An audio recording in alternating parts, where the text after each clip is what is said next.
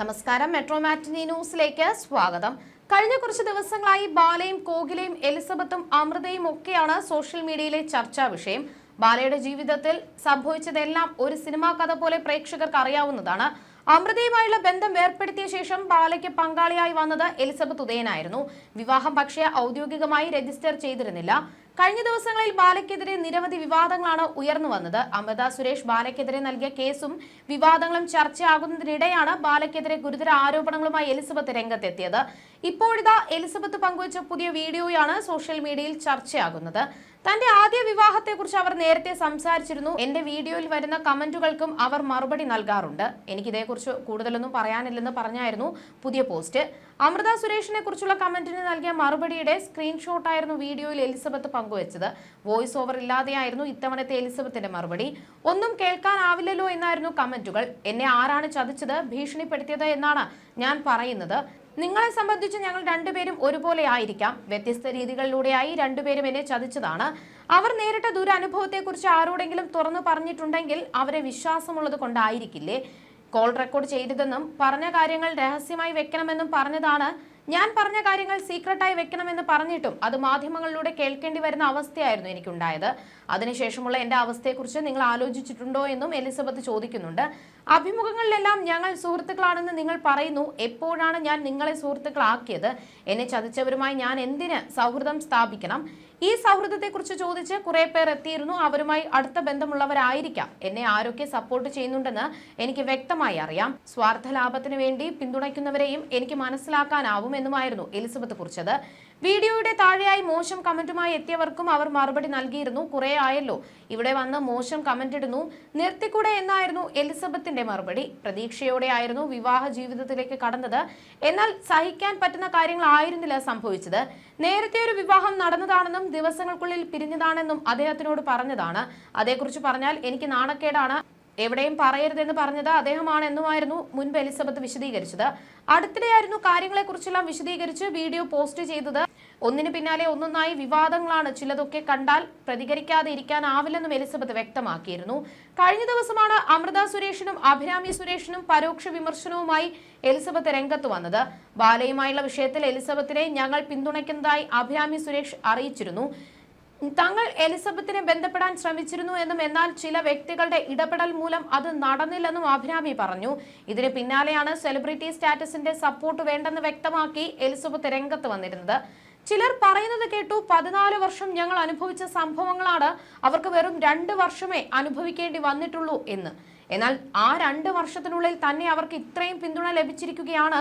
14 വർഷം ഞങ്ങൾ അതെല്ലാം സഹിച്ചപ്പോൾ ആരും പിന്തുണച്ചില്ല. എനിക്ക് വ്യക്തിപരമായി പിന്തുണ വേണമോ വേണ്ടയോ എന്നതല്ല പ്രശ്നം. ഞാൻ നേരിട്ട അനുഭവങ്ങൾ മറ്റുള്ളവർ അറിയണം. അതുവഴി വേറെ ആരും ഇതുപോലുള്ള പ്രശ്നങ്ങളിൽ പെടരുത്. ഞാൻ ആദ്യം തന്നെ നിയമ നടപടികളിലേക്ക് പോയിരുന്നുവെങ്കിൽ ഇന്നിതൊന്നും പറയാൻ കഴിയുമായിരുന്നില്ല എന്ന് എലിസബത്ത് പറഞ്ഞു. സംശയമുള്ള ആരും എന്നെ പിന്തുണയ്ക്കേണ്ട. ഞാൻ എന്റെ വഴിയിലൂടെ മുന്നോട്ട് പോകും. എന്ത് ചെയ്യണമെന്ന് എനിക്ക് വ്യക്തമായി അറിയാം. കുറച്ച് ഡിപ്രഷൻ ഉണ്ട്, അതിനായി മരുന്ന് കഴിക്കാറുണ്ട്. ഇടയ്ക്കിടെ ഡൗൺ ആയിട്ടുണ്ട്, അതിൻ്റെതായ വിഷമങ്ങളുണ്ട്. പക്ഷെ അതിന് പുറത്ത് ഞാൻ ശരിയായ വഴിയിലാണ്. വേറെ വലിയ പ്രശ്നങ്ങളൊന്നുമില്ല. എന്റെ കരിയറിനെയും കുടുംബത്തെയും ഭാവിയെയും നാണം കെടുത്താനുള്ള ശ്രമങ്ങൾ ഇപ്പോഴും തുടരുകയാണ്. മിണ്ടാതിരുന്നാൽ ഇത്രയൊക്കെ നടക്കാതെ പോകും. ഇപ്പോഴോ എന്റെ ജീവിതത്തെയും കുടുംബത്തെയും നേരിട്ടുള്ള ഭീഷണികളാണ് ഉണ്ടായിരിക്കുന്നത്. എന്നിട്ടും ഞാൻ തുറന്നു പറയുന്നത് വേറെ ആരും ഇതുപോലെയുള്ള കാര്യങ്ങൾ സഹിക്കേണ്ടി വരരുത് എന്നുള്ളതിനാലാണ്. ഇത്ര കാലവും ആരോടും ഒന്നും മിണ്ടാതിരുന്നിട്ട് ഇപ്പോൾ എന്നെ കുറ്റം പറയാൻ വന്നിരിക്കുന്നു.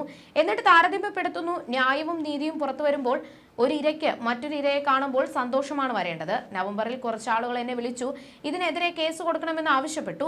ഞാൻ ഡിപ്രഷനിൽ ഇരിക്കുന്ന സമയത്താണ്. ICUവിൽ കിടക്കുമ്പോഴും തുടർച്ചയായി ഫോൺ ചെയ്യുകയായിരുന്നു.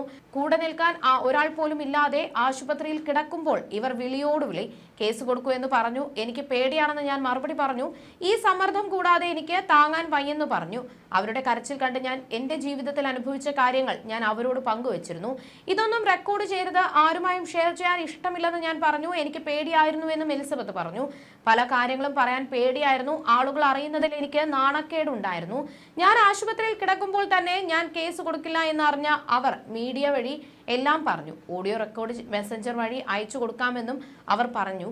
ഇവരെയൊക്കെയാണോ ഞാൻ വിശ്വസിക്കേണ്ടത്? വയ്യാതെ ആശുപത്രിയിൽ കിടക്കുമ്പോൾ പിന്നിൽ നിന്ന് കുത്തിയവരെയാണോ ഞാൻ വിശ്വസിക്കേണ്ടത്?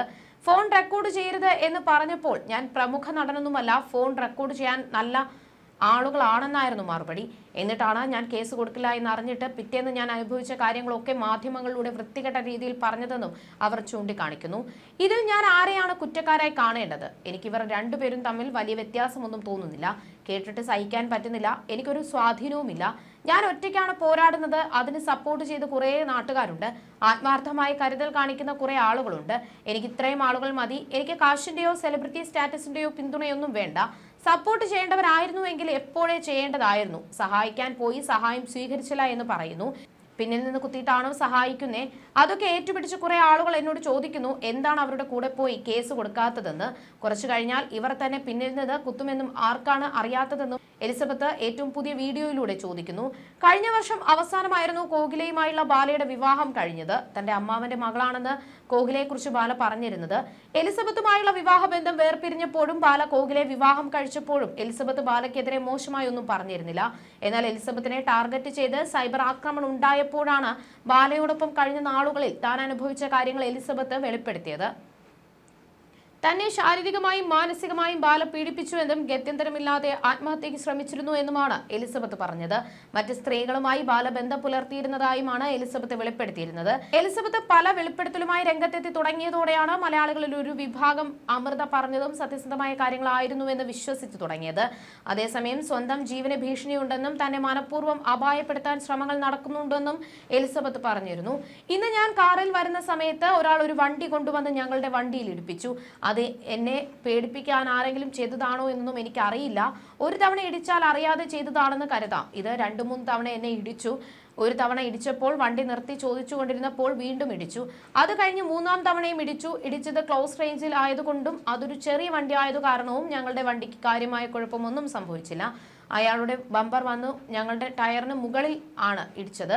ഒന്നുകിൽ അയാൾ ബോധമില്ലാതെയാണ് വണ്ടി ഓടിക്കുന്നത്, അല്ലെങ്കിൽ അതൊരു ഭീഷണി തന്നെയാണ്. എന്തായാലും ഇങ്ങനെയൊക്കെ സംഭവങ്ങൾ നടക്കുന്നുണ്ടെന്ന് നിങ്ങളെ അറിയിക്കാനാണ് ഞാൻ പറഞ്ഞത്. അതൊരു ഭീഷണിയാണോ അതോ ഇത്രയും വണ്ടി ഓടിക്കാൻ അറിയാത്ത ആളാണോ വണ്ടി ഓടിക്കുന്നത് എന്ന് അറിയില്ല. 3 തവണ സിമ്പിളായി വെറുതെ കൊണ്ട് വേറൊരു വണ്ടിയിൽ ഇടിക്കേണ്ട കാര്യമില്ല.